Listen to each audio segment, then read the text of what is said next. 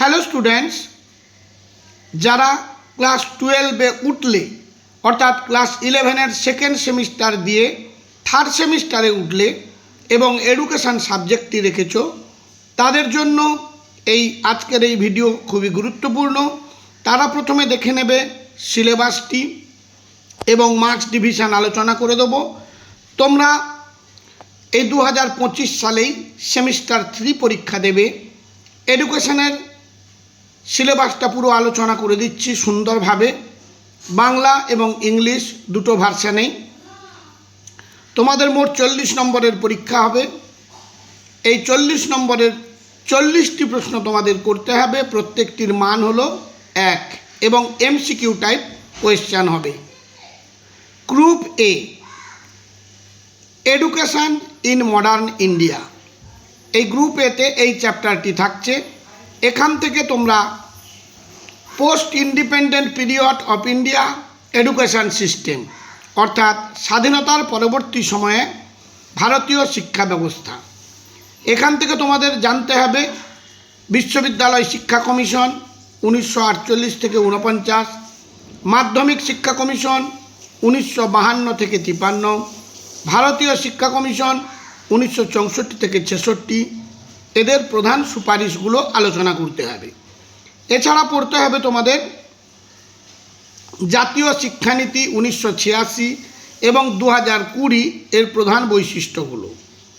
আর পড়তে হবে নারী শিক্ষার সমস্যা, এসসি, এসটি, ওবিসি, ইডব্লিউএস, সমান সুযোগ, এগুলো সম্বন্ধে তোমাদেরকে ভালোভাবে পড়তে হবে। তোমরা কোন সাবজেক্টের বই পড়লে ভালোভাবে প্রতিটি প্রশ্ন পাবে সেগুলো আমি নির্বাচন করে দিলেও তোমাদের কিন্তু বিদ্যালয় থেকে শিক্ষক মশাইরা যে বইটি কিনতে বলবেন তোমরা সেটিই কিনবে, কোনো অসুবিধে হবে না। প্রথমে বলি, যারা আমার এই চ্যানেলে নতুন তারা চ্যানেলটি সাবস্ক্রাইব করে আমার সাথে জুড়ে থেকো।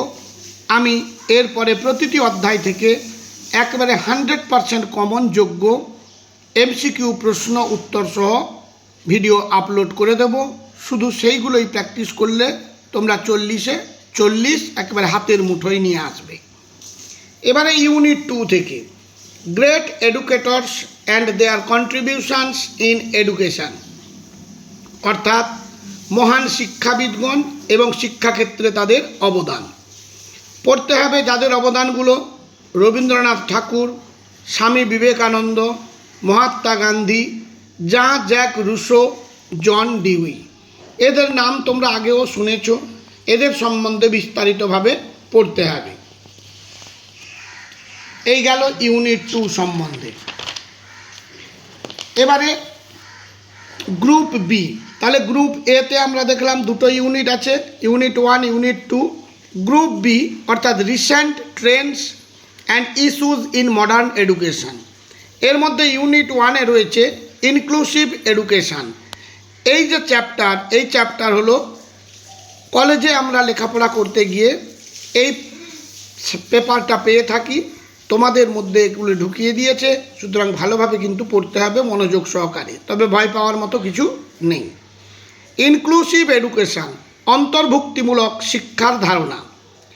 এখানকার মধ্যে সাব টপিকগুলো হলো ভিন্নভাবে সক্ষম শিশুদের জন্য শিক্ষা, ভিন্নভাবে সক্ষম অর্থাৎ বিশেষ চাহিদা সম্পন্ন শিশু, এর অর্থ কী, এর ধারণা এবং শ্রেণীবিন্যাস।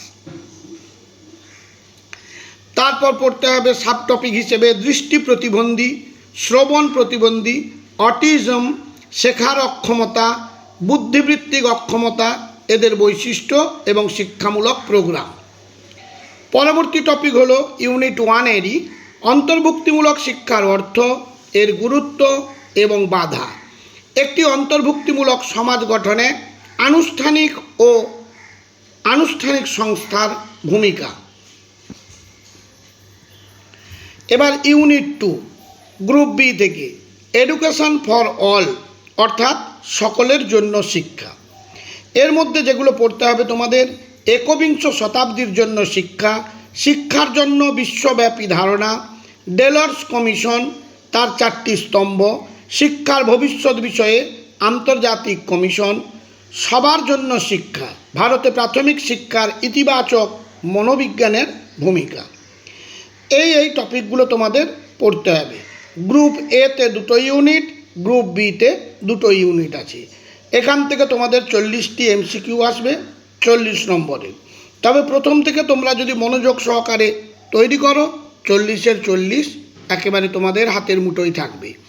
তাহলে আজ এই পর্যন্ত, এবং সবশেষে বন্ধুদের মধ্যে চ্যানেলটি শেয়ার করো এবং একটা লাইক করে আমাকে উৎসাহিত করো। আজ তাহলে এই পর্যন্ত, দেখা হবে পরবর্তী ভিডিওতে।